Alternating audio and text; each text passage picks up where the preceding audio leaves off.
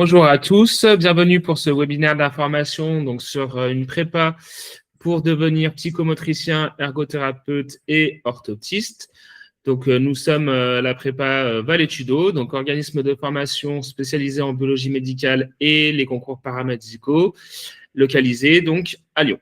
Donc je vous présente Muriel Girard. Est-ce que tu peux te présenter en quelques mots ? Oui, bien sûr. Donc, je suis professeure de français, mais aussi de culture générale. Je prépare aux oraux et à Parcoursup. Donc, je fais ça depuis 35 ans et Parcoursup depuis qu'il existe. Très bien, merci Muriel. Et donc moi, Jean-Baptiste Luzet, donc fondateur de Valetudo. Je suis docteur en infectiologie fondamentale, donc formateur en biologie médicale, diététique et biologie générale depuis maintenant 10 ans. Et donc, Valetudo a commencé par être un organisme de formation donc spécialisé en biologie médicale en formation continue. Et donc, nous ouvrons l'année prochaine la préparation donc aux concours paramédicaux en présentiel à Lyon. Donc, avant de présenter rapidement l'organisme au niveau de la préparation, voilà, donc nous sommes dans un contexte actuellement qui est un peu compliqué avec les résultats de Parcoursup, qui, comme chaque année, laisse un nombre important de bacheliers, d'étudiants, de personnes en reconversion sur le carreau. Les études de santé sont de plus en plus dures d'accès de par la démographie qui a tendance un peu à se déséquilibrer, ce qui a amené beaucoup d'universités et d'écoles à réduire leur place, comme l'avaient mentionné de nombreux quotidiens. Donc, on avait une baisse qui allait, je crois, de moins 10 à presque moins 20%. C'est pourquoi les préparations aux études de santé vont devenir, je pense, de plus en plus importantes. Parce qu'aujourd'hui, le baccalauréat ne joue plus son rôle de filtre. Hein, c'est devenu un passage obligatoire, certes, mais malheureusement, ce n'est plus quelque chose qui fait une discrimination pour les études supérieures. Ça, c'est très important à garder en tête, c'est que ça reste quand même un secteur, donc le paramédical, qui est toujours très prisé, très demandé. Les chiffres sont très importants. Vous pouvez retrouver tout ça en ligne hein, sur Internet. Vous tapez Google ou vous suivez certaines personnes sur LinkedIn. Vous verrez qu'il y a eu encore énormément de candidatures, que le niveau est toujours très élevé, même si vous verrez aussi certaines personnes dire que le niveau des bacheliers continue de descendre. Les attentes, elles, en tout cas, n'ont pas diminué. Tout à fait, et avec la présence de plus en plus d'oraux qui viennent participer à la sélection Parcoursup. Et bien évidemment, un oral, ça ne s'improvise pas, d'autant qu'il y a différents types d'exercices qu'il faut maîtriser. Oui, d'ailleurs, Muriel, tu voulais nous parler donc des chiffres que tu as maintenant sur quand même plusieurs années. Hein, donc, les taux de réussite, donc on va dire des élèves, même si on est plutôt sur du post-bac, on parle d'élèves encore dans les écoles privées, et leur taux de réussite avec une classe préparatoire, quelle qu'elle soit, hein, que ce soit nous ou quelqu'un d'autre, versus sans prépa. Est-ce que tu peux nous en dire quelques mots ? Oui, bien sûr. Alors, quand vous prenez les chiffres de Parcoursup, et là, je n'invente rien, j'ai pris tous les chiffres et j'ai fait des petits calculs. Donc, tout un chacun peut le faire. Il faut savoir que pour psychomotricien ou ergothérapeute, sans préparation, vous avez entre 1,6% de chances d'être pris pour les écoles qui ont de petites capacités, c'est-à-dire environ une dizaine à 15 élèves, jusqu'à donc 21% pour l'ISRP, qui est une école privée. Et qui maintenant se décompose en 4 écoles sur le territoire. Et il y a le plus haut taux que nous observons dans les écoles publiques, c'est 8% à Paris. Paris-Sorbonne, et 40% pour Cayenne. Donc, comme vous le voyez, il y a véritablement un grand écart entre les petites écoles, alors petites par leur taille, hein, pas du tout par leurs compétences, celles qui ont donc des effectifs moindres et bien évidemment celles qui ont de plus gros effectifs. Avec la préparation, eh bien, je vais vous donner les chiffres que nous avons obtenus pour l'instant, parce que bien évidemment, les listes vont encore tourner. J'ai encore des élèves sur liste d'attente. Il faut savoir que sur la classe de 35 personnes que j'avais, une seule n'a pas été prise. Bon, c'était pour des raisons personnelles qui l'ont empêché de se concentrer. Toutes les autres sont soit prises directement sur liste principale, soit en liste d'attente avec de grandes chances d'être prises. Donc, pour l'instant, en psychomotricité, nous en sommes à 66,67%, ce qui est un bon chiffre, comme vous le voyez, par rapport aux chiffres que je vous ai donnés précédemment. Pour ergothérapeute, nous en sommes à 71,43%. Au lieu, là aussi, des 6 à 7% que l'on retrouve dans les écoles sans préparation.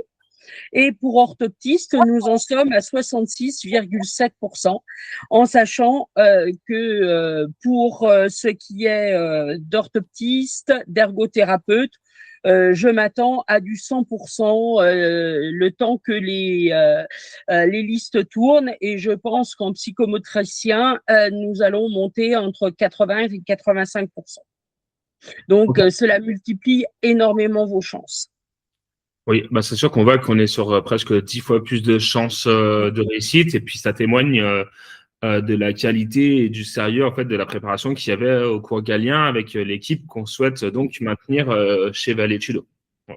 Oui, tout à fait. Donc à ce propos, nous on a vraiment envie de partir donc sur une préparation présentielle, car on pense que c'est plutôt une demande générale des élèves d'une manière générale. On ouvrira la possibilité à du distanciel avec une qualité qui sera, on l'espère, égale avec tous les outils qu'on a à notre disposition, mais qu'on pense être plutôt destiné à des personnes plutôt matures, qui ont déjà des méthodes de travail, une certaine autonomie, et qui ne doit pas être là pour du confort, je pense notamment à du transport ou à des horaires un peu plus, on va dire, allégés ou un peu mieux regroupés. Voilà, le distanciel, on pense vraiment que c'est pour des personnes qui sont déjà assez matures et qui ont déjà une bonne méthode de travail. Donc, le programme sera identique, juste peut-être distribué différemment dans l'année pour répondre aux exigences du distanciel. Mais nous, voilà, on aimerait quand même vous pousser plutôt à vous inscrire sur un format en présentiel. D'autant plus qu'en présentiel, eh bien, nous pouvons vous accompagner pour faire des stages in situ sur Lyon ou dans vos villes de naissance. Donc, on a cet accompagnement-là. On fait aussi en présentiel des projets de groupe qu'on ne peut pas faire en distanciel et qui sont aussi un plus sur votre dossier Parcoursup. Et puis, bien évidemment, je suis là aussi pour vous encourager à faire du bénévolat sur le long terme, durant l'année. Et nous avons des acteurs aussi sur Lyon, comme les auxiliaires des aveugles ou l'AEVE, Autisme Espoir vers l'école, où nous travaillons avec des personnes en situation de handicap pour pouvoir les aider, les accompagner au mieux. Voilà. Donc, c'est pareil, en présentiel, on essaye quand même de regrouper un maximum les cours. C'est vrai que sur une semaine, on peut vous demander d'être disponible au maximum, je dirais 3 jours, grand max, hors période peut-être plus intense avec les stages, les préparations aux oraux, peut-être les finalisations des dossiers Parcoursup. Nous, on essaiera de regrouper le plus possible entre 2, si on peut, et 3 jours, si on ne peut pas, parce qu'il y aura des périodes un petit peu plus denses, afin de vous permettre, eh bien, par exemple, d'avoir des activités donc extra-scolaires soit des travaux pour justement enrichir votre dossier Parcoursup sur lequel on vous accompagnera, ou pour des raisons peut-être un peu plus financières, la possibilité d'avoir un job étudiant avec des jours de disponibilité qui sont fixes. Voilà. Donc, sachez que même en présentiel, on essaie d'arranger au mieux pour effectivement ne pas vous mobiliser une journée entière, par exemple, pour uniquement 2 heures de cours. Voilà. Au niveau donc des programmes qu'on propose sur psychomotricité, ergothérapie et orthopsie, on va avoir 4 gros pôles. On va avoir un premier pôle, donc français culture générale, donc qui sera animé par Muriel ici présente. Un pôle de sciences biologiques, donc vraiment la biologie on va dire de la biologie générale, biologie cellulaire, en passant par l'anatomie, donc l'anatomie du membre supérieur, tête et cou. Évidemment, on reste adapté à cette formation. On ne va pas aller faire les pieds, par exemple, pour des ergots ou des psychomotes. De la physiologie et un petit peu aussi de notions, on va dire, de chimie du vivant, quand même, pour comprendre, en fait, la biologie, on a quand même besoin d'avoir quelques toutes petites bases de chimie. Ça, c'est le deuxième gros pôle. En troisième pôle, on va avoir les préparations aux oraux, donc adaptées à chaque école.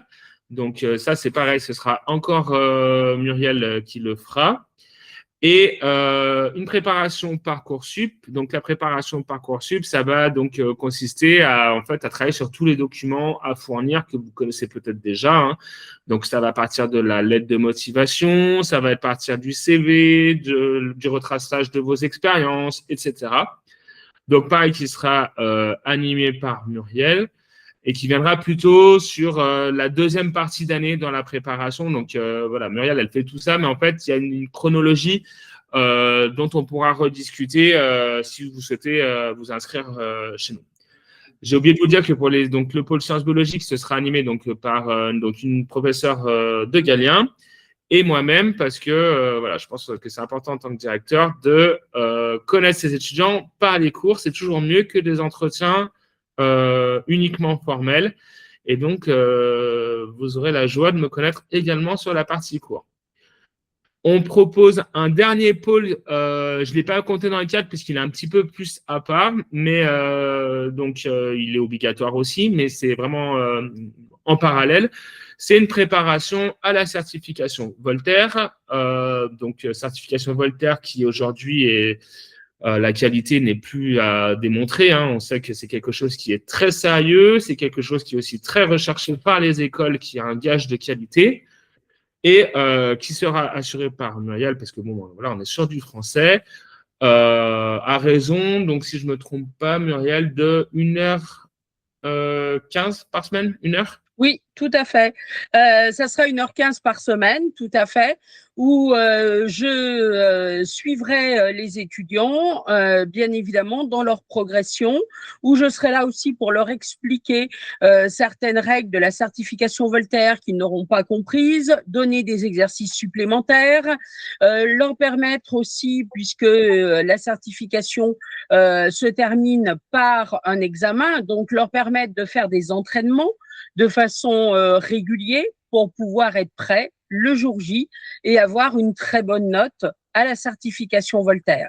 Ne l'oubliez pas, vous avez des métiers, que ce soit psychomotricien, ergothérapeute, orthoptiste, où vous devez rédiger des bilans, rédiger des mails, que ce soit pour des médecins, pour d'autres collègues, pour des services sociaux.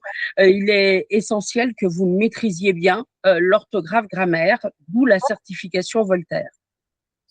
Voilà. Donc, nous, on vous accompagnera donc sur une présentation donc pour laquelle on s'engage à vous accompagner et vous préparer. Et après, par contre, par vous-même, vous pouvez choisir de représenter la certification. C'est juste que nous aussi, par gage de sérieux, on vous fera passer la certification Voltaire dans nos locaux. C'est-à-dire que ça, par contre, ce ne sera pas négociable. Ce ne sera pas possible de le faire chez vous en distance. Pour ceux qui auront pris la prépa présentielle, du moins. Après, sur la partie distancielle, ben, évidemment, on sera dans la continuité. Voilà. Donc, par rapport à ce webinaire, on ne voulait pas faire quelque chose de très long avec Muriel. Donc, sachez aussi qu'on est spécialisé dans la préparation pour les écoles d'orthophonie, qui fera l'objet d'un second webinaire donc très prochainement. En attendant, vous pouvez retrouver beaucoup d'informations. Donc, sur Internet, vous avez le site de Valetudo que je mettrai dans la description. Et sur YouTube, avec Muriel, on a fait à peu près une trentaine de shorts sur notamment toutes les épreuves associées aux oraux d'école d'orthophonie. On a également fait des shorts sur un peu les infos et les intox de Parcoursup. On avait certains partis politiques qui font une certaine forme de clientélisme et qui disent que ce n'est qu'un algorithme. Alors, c'est vrai et c'est pas vrai. C'est vrai que Parcoursup est un algorithme qui nous permet de faire un filtre. Étant moi-même enseignant actuellement dans un lycée, on peut rentrer des paramètres de sélection et de pré-classement. Par contre, derrière, nous, je sais que dans le lycée où j'interviens, nous avons lu toutes les lettres de motivation. On en avait 1000. Donc, on s'est réparti les 1000 lettres de motivation. Donc, il faut savoir que les lettres de motivation, ça peut être une recette de cuisine, comme on en avait parlé avec Noël dans un short. Justement, vous le retrouvez sur YouTube. C'est vrai pour certaines formations, je pense notamment aux universités, qui, elles, ont des dizaines de milliers de candidatures. Mais dès que vous allez aller sur une formation avec une sélection type école d'ingénieurs, les écoles paramédicales, les BTS, etc., là, très souvent, vous avez des vrais humains derrière qui prennent le temps de lire.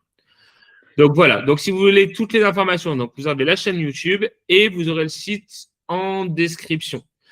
Si vous souhaitez nous contacter, donc l'adresse mail, ce sera donc contact@valetudo-academy.com et vous pourrez donc nous poser des questions ou alors si vous souhaitez avoir un entretien, parce qu'avec Muriel, nous tenons à avoir tous nos élèves en entretien avant une inscription, c'est très important pour nous.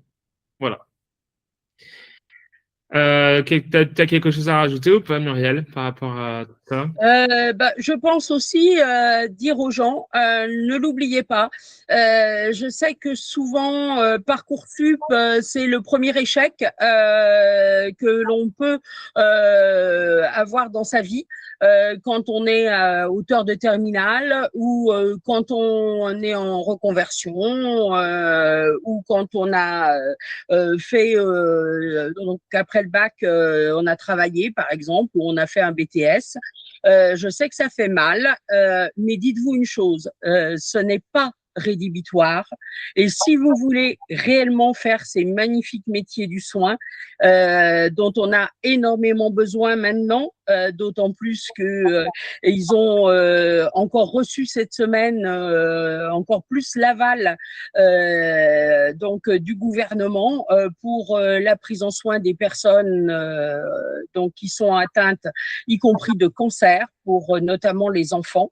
Donc sachez qu'il faut s'accrocher et qu'une année de préparation en présentiel, c'est aussi une année où on acquiert de la maturité, où on acquiert des expériences, où on va à la rencontre de l'autre et de ceux qui souffrent pour être vraiment sûr de vouloir faire ces métiers. Et puis, ce sont de magnifiques rencontres aussi avec tous les intervenants qui viendront participer dans notre école et vous faire découvrir leurs métiers, qui sont des métiers en lien aussi avec les vôtres. Donc, n'hésitez pas. C'est vrai que cela va vous demander du travail pendant donc de septembre jusqu'à avril, mais vous le verrez, grâce à de très bonnes notes, grâce à un bon bulletin, par un travail régulier, eh bien, vous allez pouvoir vaincre la fatalité Parcoursup, réellement. Donc, n'hésitez pas, accrochez-vous si c'est votre rêve. Nous sommes là pour vous permettre de le réaliser. Eh ben, super pour ce mot de la fin. Merci Muriel. On vous dit à très bientôt. Et puis, bon courage pour les bacheliers, parce que c'est pas fini pour la plupart d'entre eux. Courage aussi pour les élèves qui passent des oraux, parce qu'on sait que c'est la période qui est faste. Et puis, on vous dit à très bientôt. À très bientôt.